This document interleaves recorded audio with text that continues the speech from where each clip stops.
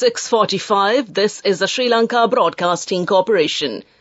The news edited by Danushka Madhavala, read by Soundit Avam. The President will address the 78th session of the United Nations General Assembly today. The President meets the Iranian President on the sidelines of the UNGA. Efforts are underway to reduce electricity bills by generating 70% of the nation's power from renewable sources. A National Law Week has been announced from the 25th of this month. Education college admissions will be held in October. In foreign news, Azerbaijan holds Karabakh offensive after ceasefire deal with Armenian separatists. President Ranil Wickremesinghe, who is now in the USA with the Sri Lankan delegation participating at the 78th session of the United Nations General Assembly in New York, will address the General Assembly today. His speech will revolve around the theme, Rebuilding Trust and Reigniting Global Solidarity, Accelerating Action on the 2030 Agenda and its Sustainable Development Goals towards Peace, Prosperity, Progress and Sustainability for All.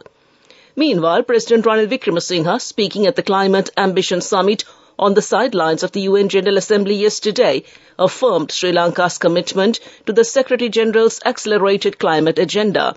He highlighted the importance of tangible climate actions and commended the delegates for their valuable suggestions.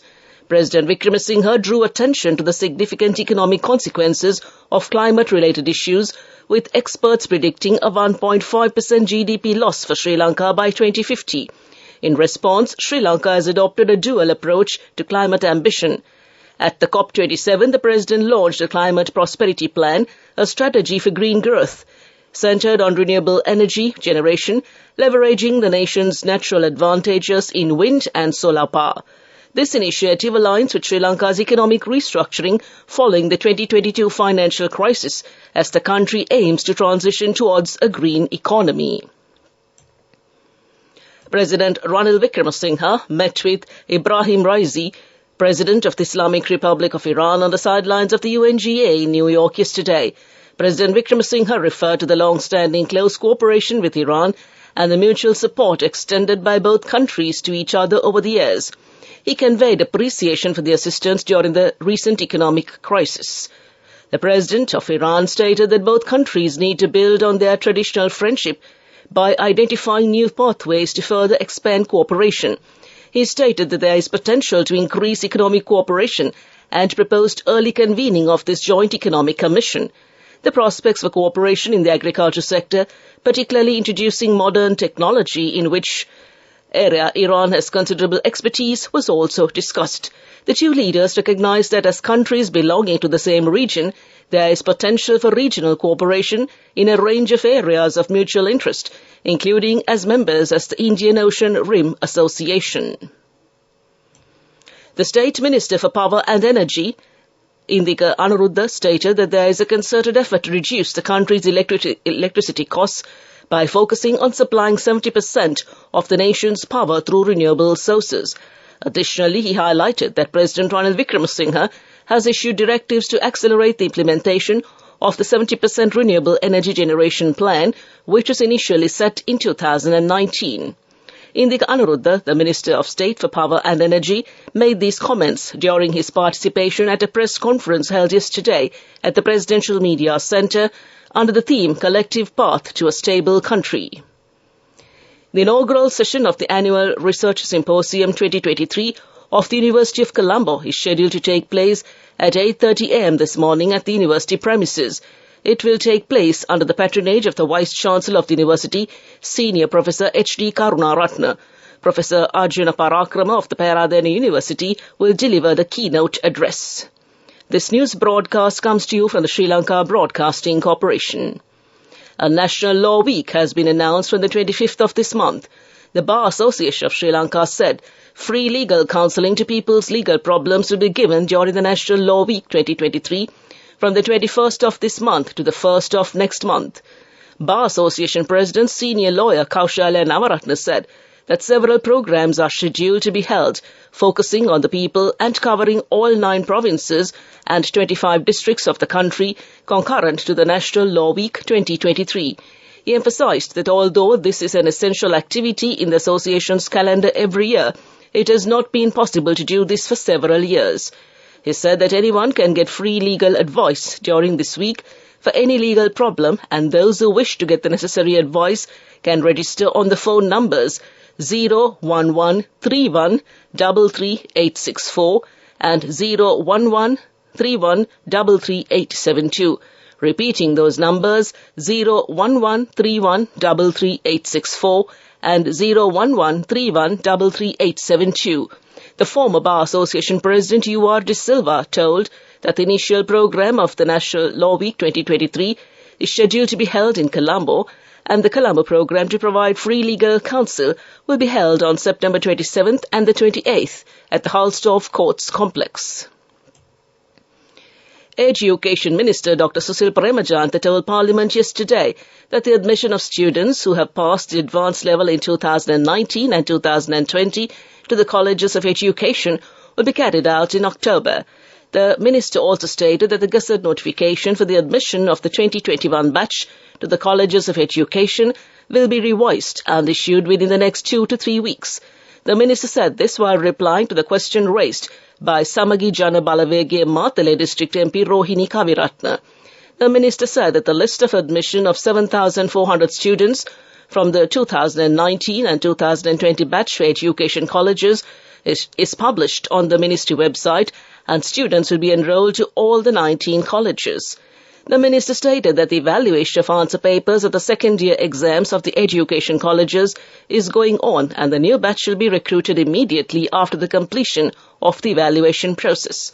The minister also said that there are 2 groups in the education service, and the secretary has recently discussed those 2 groups and reached a policy decision. With that, we conclude local news. The main news story is brought to you by Sinhala Vedamahatma. The Minister of Transport, Highways and Mass Media, Dr. Bandula Gunawardena, says that 50 luxury buses which had been taken out of service, losing an income of 5 million rupees per day for the Sri Lanka Transport Board, will be brought back into service in the next 6 months.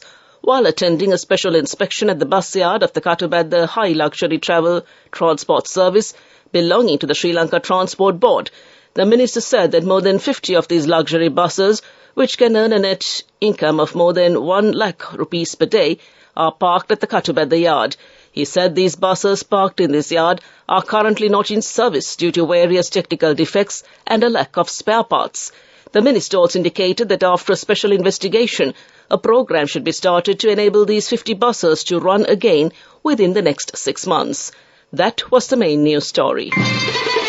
The main news story was brought to you by Sinhala Vedamahatma.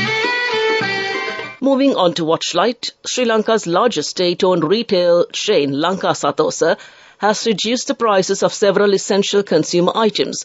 Satosa also says that this discounted price will be effective from yesterday in all countrywide Satosa outlets.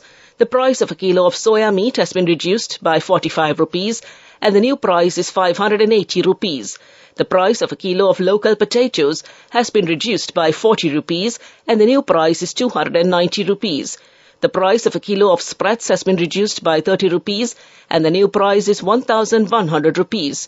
The price of a kilo of garlic has been reduced by 30 rupees, and the new price is 620 rupees. The price of a kilo of big onion has been reduced by 15 rupees, while the new price is 195 rupees. A price of a kilo of red lentil has been reduced by 6 rupees, and the new price is 299 rupees. That came to in Watchlight, a bulletin of world news up next. World News.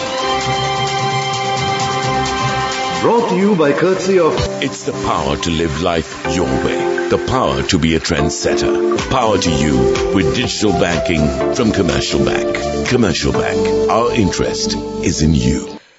Making headlines this morning, Azerbaijan holds Karabakh offensive after ceasefire deal with Armenian separatists. Venezuela sends 11,000 troops to retake prison, and French reporter arrested over leaked secrets. Azerbaijan's president has declared that his country's sovereignty has been restored after Nagorno-Karabakh after a 24-hour military offensive against ethnic Armenian forces. Ilham Aliyev praised the heroism of Azerbaijan's army hours after Karabakh forces agreed to surrender. Some 120,000 ethnic Armenians live in South Caucasus enclave, recognized internationally as part of Azerbaijan. Azerbaijan now intends to bring the breakaway region under full control. Its military launched an anti-terror operation on Tuesday, demanding that Karabakh's forces raise a white flag and dissolve their illegal regime. With no means of support from neighboring Armenia, and after an effective 9-month blockade, the ethnic Armenians soon gave in.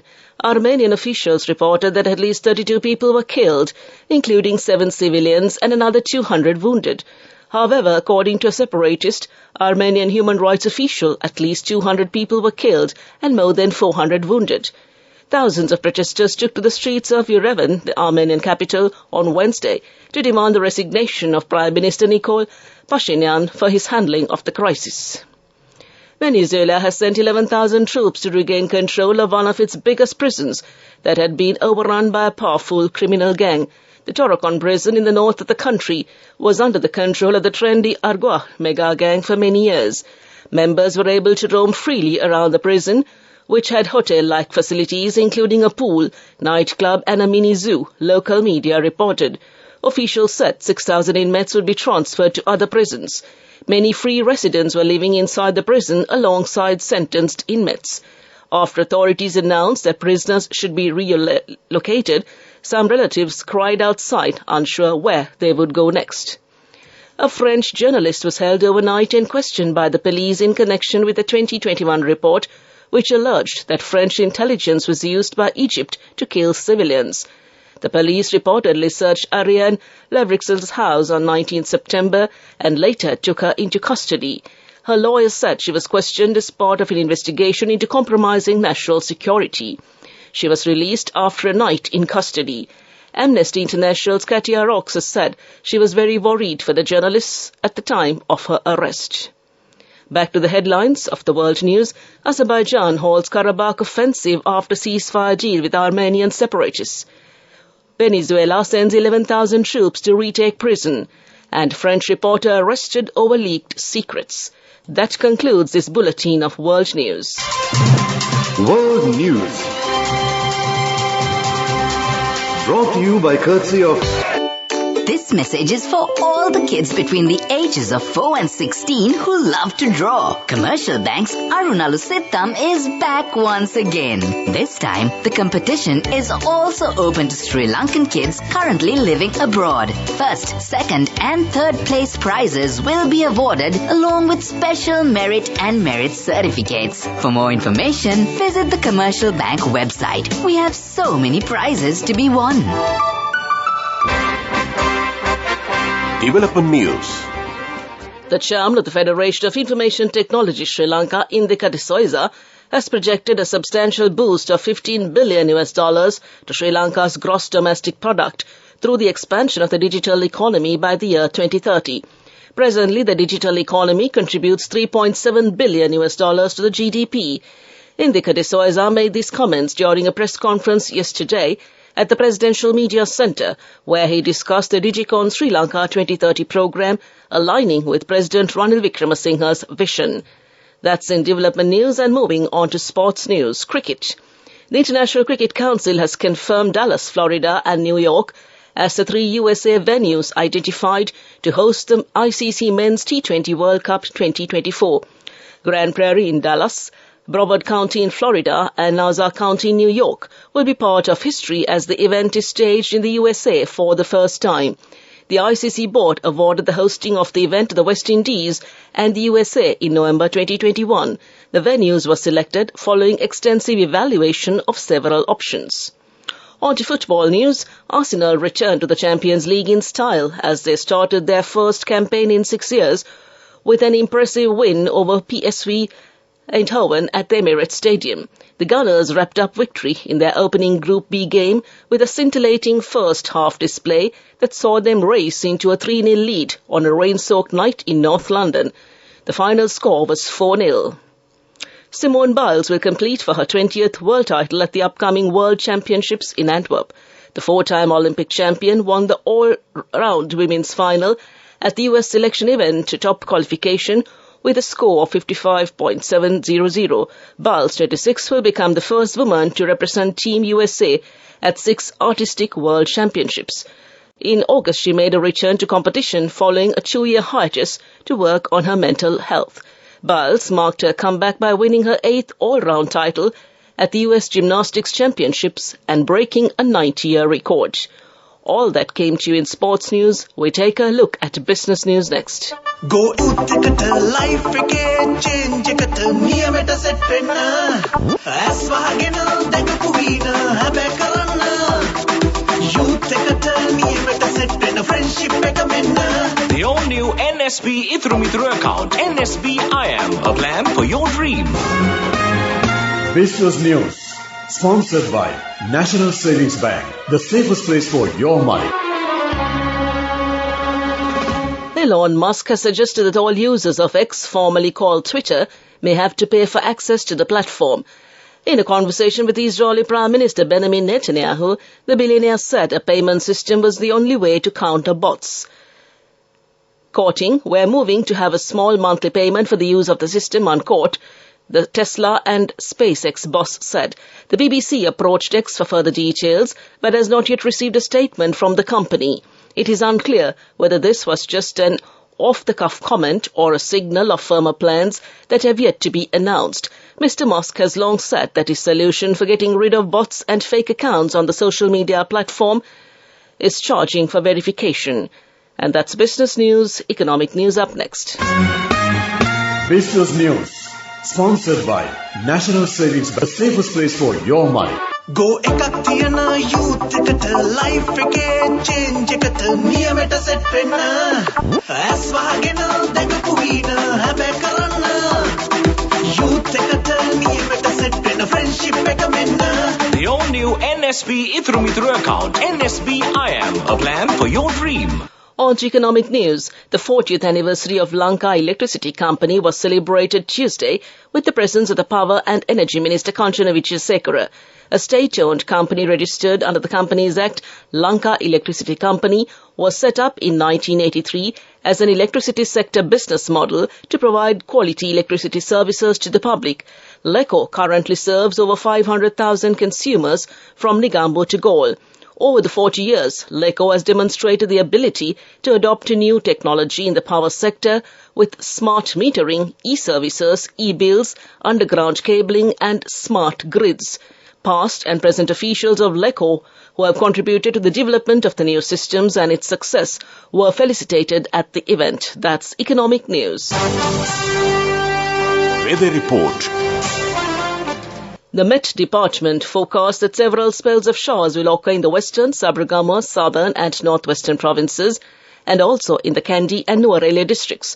Showers or thundershowers will occur at several places in the Uva and eastern provinces, also in Polonnaruwa and the Mullaitivu districts during the evening or night. To conclude this bulletin of news, a recap of the headlines. The President will address the 78th session of the United Nations General Assembly today. The President meets the Iranian President on the sidelines of the UNGA.